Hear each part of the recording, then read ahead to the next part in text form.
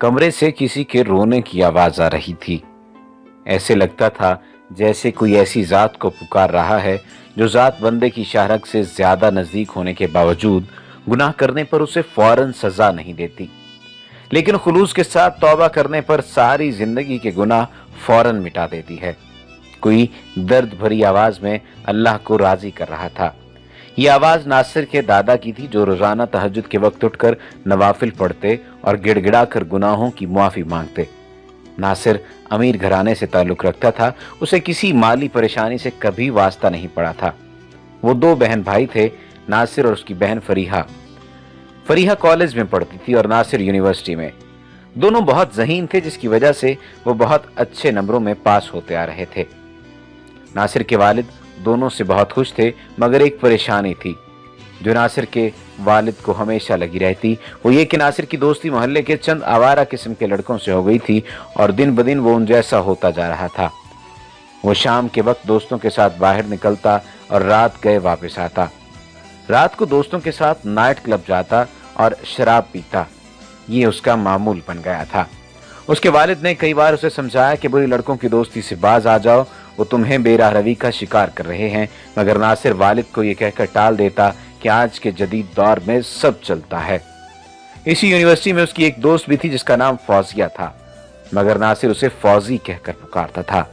दोस्ती में कब उन्हें एक दूसरे से मोहब्बत हो गई उनको पता भी नहीं चला।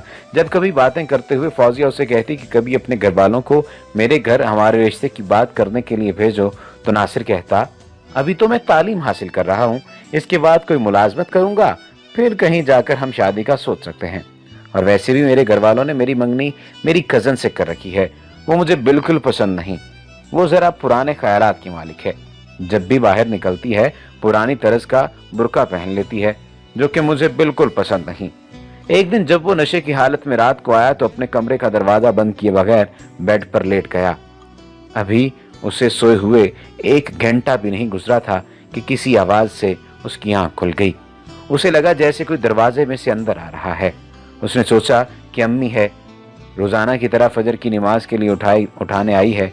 आवाज के करीब आने पर उसने आंखें बंद किए हुए कहा, अम्मी सोने देना, आप तो जानती हैं मैं नमाज नहीं पढ़ता, फिर भी आप रोजाना मेरी नींद खराब कर देती हैं।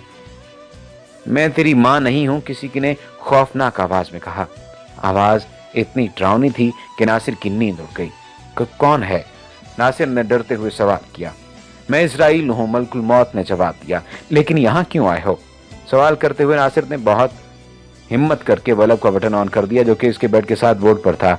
उसे देखकर नासिर का दिल जोर जोर से धड़कने लगा, इतना कि उसे लगा अभी उसका दिल बाहर आ जाएगा। शायद आप भूल कर आ गए हैं, मैं अभी जवान हूं और नासिर तो और भी बहुत होंगे। नासिर के मुंह से डर के मारे फजूल और बचकाना सवाल निकला। मैं नहीं भूलता, लेकिन शायद तुम मुझे भूल गए थे, खौफनाक फरिश्ते ने कड़कदार लहजे में कहा। अचानक उसे लगा जैसे वो बेरी के खारदार दरख्त में फंसा हुआ है और कोई उसे जोर से खींच रहा है। लेकिन मैं अभी नहीं मरना चाहता। उसके साथ ही नासिर की रूह जिस्म की कैद से आजाद हो गई। मरने के बाद नासिर पर अजीब कैफियत तारी थी। वो मर चुका था, लेकिन उसके साथ जो कुछ हो रहा था और जो उसके खानदान की औरतें नोहा कर रही थीं, उसे पता चल रहा था। क्यों? और बदला शुरू होने वाला था। इसी कैफियत में उसे लंबे अरसे तक रहना था, शायद हशर तक। उसके प्यारों ने उसे नहलाया, कफनाया और जनाजा पढ़ाकर शहर खामोशा के हवाले कर दिया। आज उसकी कब्र में पहली रात थी। उसके जहन में बार बार दुनियावी जिंदगी के ख्यालात आ रहे थे। काश मैं उन लड़कों की दोस्ती में मुब्तला न होता, काश मैंने अपनी कज़न से शादी कर ली होती और गैर महरम लड़कियों से बच गया होता।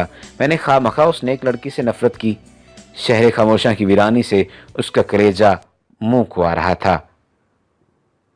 वो रो रहा था, चिल्ला रहा था, परेशान हो रहा था।